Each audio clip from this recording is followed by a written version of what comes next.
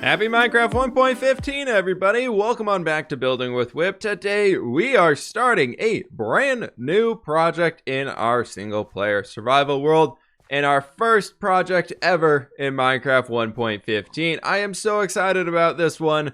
For everybody who is not super familiar with the channel or just checking things out for the first time here, we have been working inside of this survival world for about 2.5, almost 3 years now at this point. And everything you're seeing around you right here is completely hand-built, custom terrain, and I absolutely love it. It's been so much fun to work on, but today we are finally starting the project to build up this central area inside of here, and I'm so excited. And what I would like to do here, actually, I'm so excited to get to building on this one, is that I'm actually kind of planning to do every other day uploads on this series for as long as we want to, as long as you all are interested in everything going on here. We're going to do every other day uploads. So please be sure to hit that like button. Helps me out a bunch, and it's completely free for you all to do here. So if you do enjoy the videos on the channels, whoever you're watching, be sure to do that for them. It's a great thing to do. But anyways, today we're starting this off, and I figured we have unlimited resources more or less inside of this world. We've gathered up so much stuff. We've placed down over 200,000 stone blocks inside of this world. So obviously we got a lot of junk, but I thought it would be fun as far as this recording goes, as far as this project goes, is we're going to be starting from nothing, as in like no blocks. We're still going to be keeping our gear because I think it's just a waste of time for us to go do that as we're a building channel here, but I think it'd be very fun to go around and take a look at everything for what we can use for these houses. If I haven't mentioned it yet, we're going to be building up a Nordic inspired village. We're not doing a traditional Nordic village as we're not by the coast, so we can't do the whole Viking theme or anything like that, but we're doing like a mountain Nordic version. Think of some of the factions inside of Skyrim or something. I'm basing a lot of the lore behind them off of stuff in there, but we're using our own architectural style to this one. Speaking of which, we did a few years ago at this point, which is weird to be saying, we came through here and built up this bit of an area where this gives us a general idea of what we need to go and gather. So we need to get a bunch of oak wood, spruce wood, we need to get a bunch of spruce right there, some dark oak, and my favorite part about the build style we're using here is we need a bunch of grass to use some grass sod roofs, which I think is going to be so cool to be able to do. Add in some flowers, and we are going to be adding a bunch more snow into this area. As you can see it up there on the mountain, it's going to be trailing down into here, but I think it's time that we jump around and gather up as many resources as we possibly can. I want to echo a challenge to you all here to lock in those videos for every other day for this series here for the foreseeable future.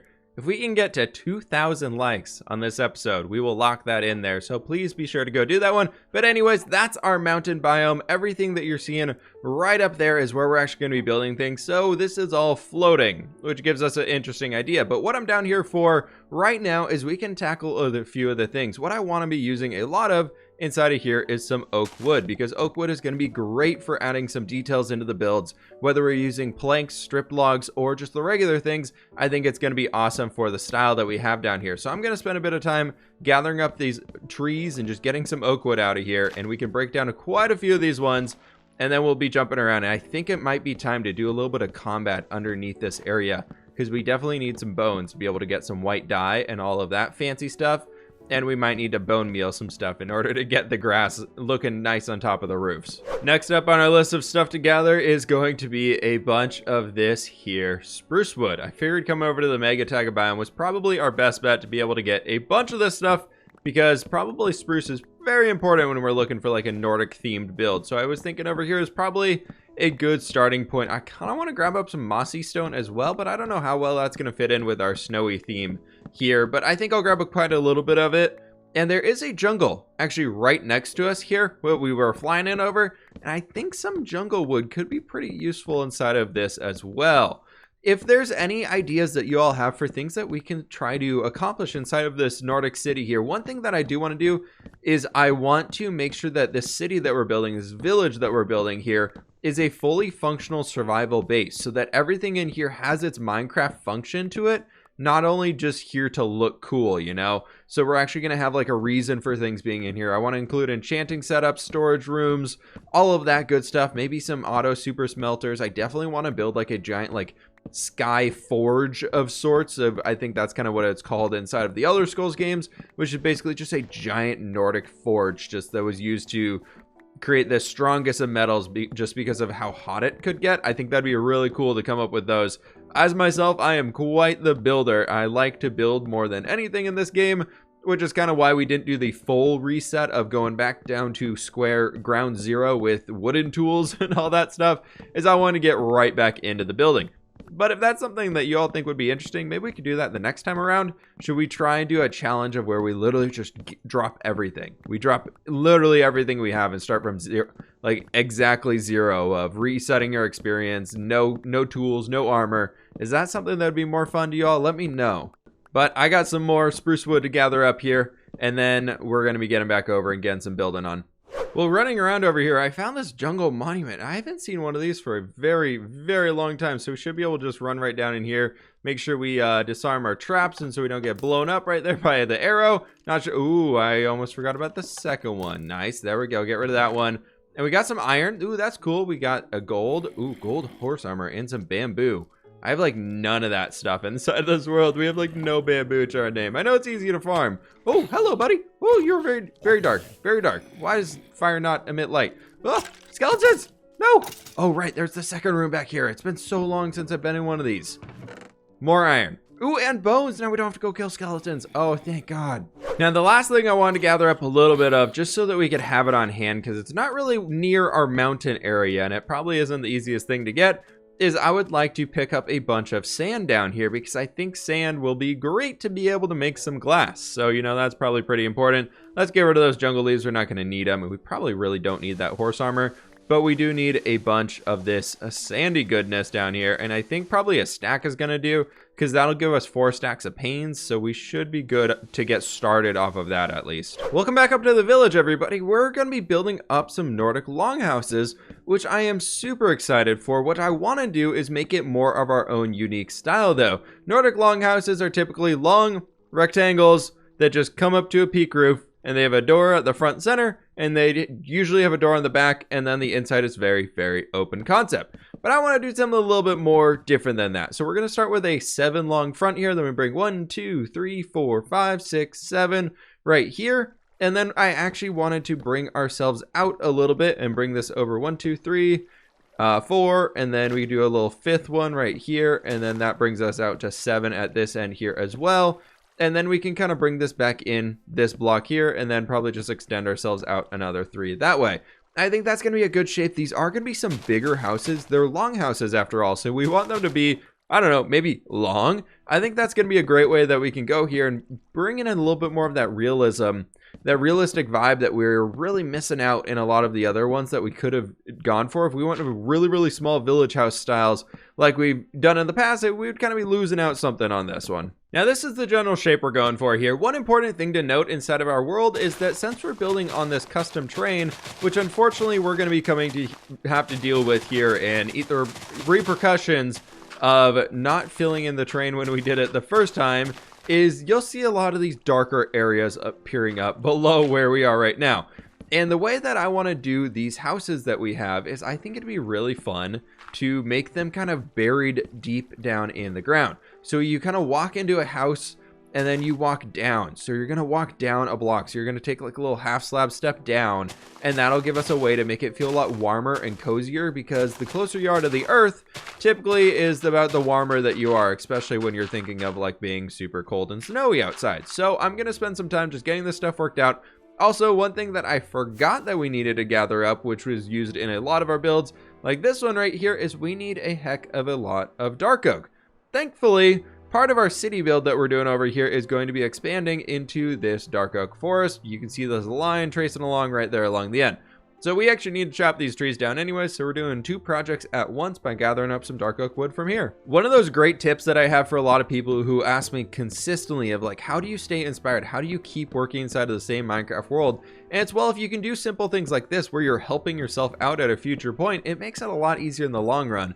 Instead of us going to a dark oak forest that's way off in the distance that we're never going to touch, we can have a project here that's going to be planned to be done after this forest is cleared. So that gives us time of saying, hey, if we ever need the stuff, let's take it from this forest that we need to clear anyways. So it kind of helps us have a general plan in mind of where we should be gathering what, and that it's actually going to be helping us more than just finishing our first build. Granted, that also does lead you down the rabbit hole of I need to figure out projects to fit everywhere. Dark oak has been acquired and placed in, and we're using the pretty classic pattern for a Nordic styled front roof over here. Y'all can kind of see this a little bit more from right here probably. So it's just a bunch of stairs laid into each other, which, ooh, there's really close to my face. But it's this one, and then an upside down one on top of it, and then a reverse one on top of that, and there's just two that going right into each other inside of there. But our next step is actually going to be bringing in our grass sod roof that we're going to be using. This is going to bring the color into this area a lot, because we can really start to play with a lot of the snow textures that we're going to be using, especially on top of these grassy roof areas. I think it's going to be so much fun. We can replace these with snow blocks too if we want to make it look super snowy, but I think for now it's probably a good point to start with these, especially because we have them on hand.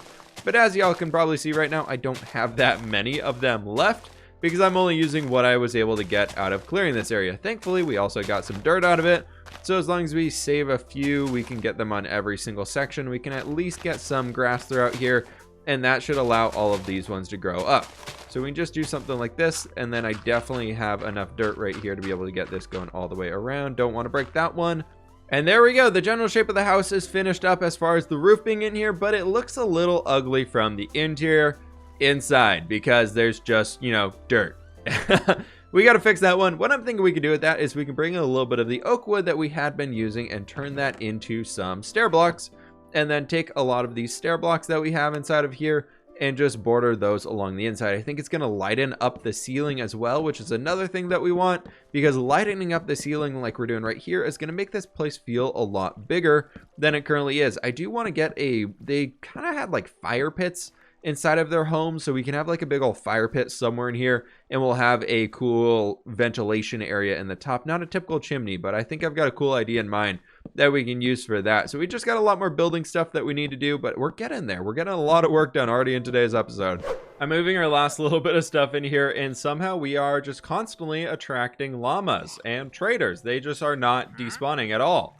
They're just hanging out over here. This one's actually not too bad. I've actually used a few emeralds that I've been able to scrounge up around here and bought some dyes off of them and some other random things like saplings that we can use inside.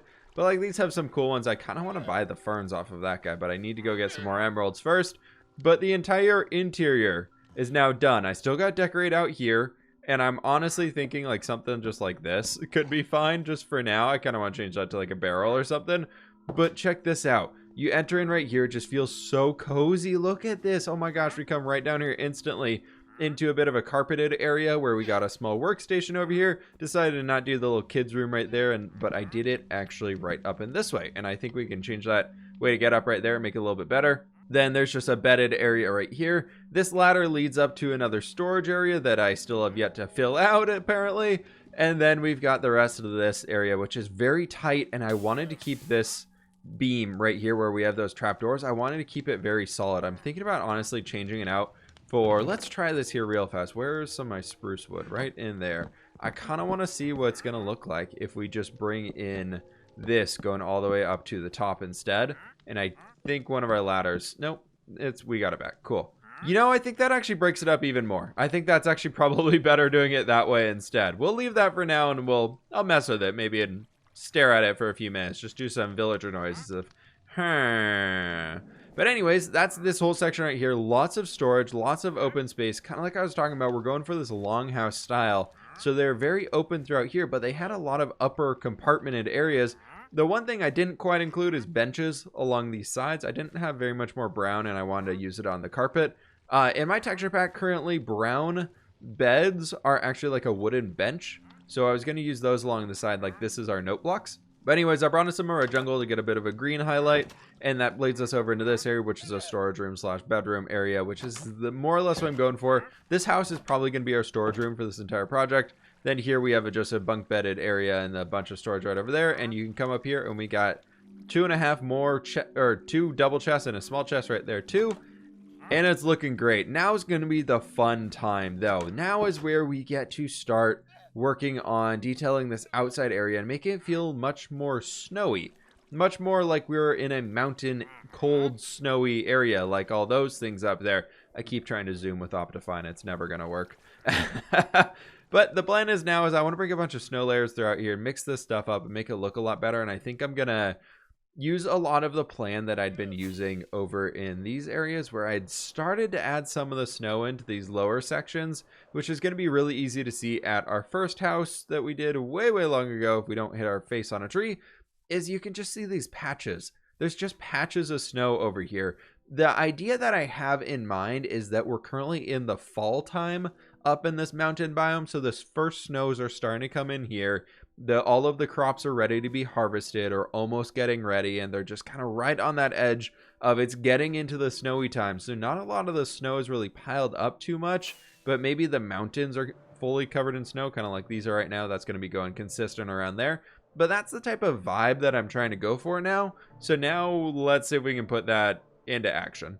Before we do that though, real quick, one farm that I am going to be utilizing just because I built it purely for this project way long ago, and the mountain project in general, and I don't want to go find a snowy area just to break up a bunch of snow. But right through here, if my redstone still works, it does in 1:15. That's just perfect. We can come over here, stand right here, and just get as many snow layers as we could possibly need. And it's great. We got some hopper stuff going down there, and they're all going to be transported up into these ones. As you can see, I got a bunch of snow blocks, a bunch of snowballs, and all that stuff, and I'm going to use all of these to make that area look pretty.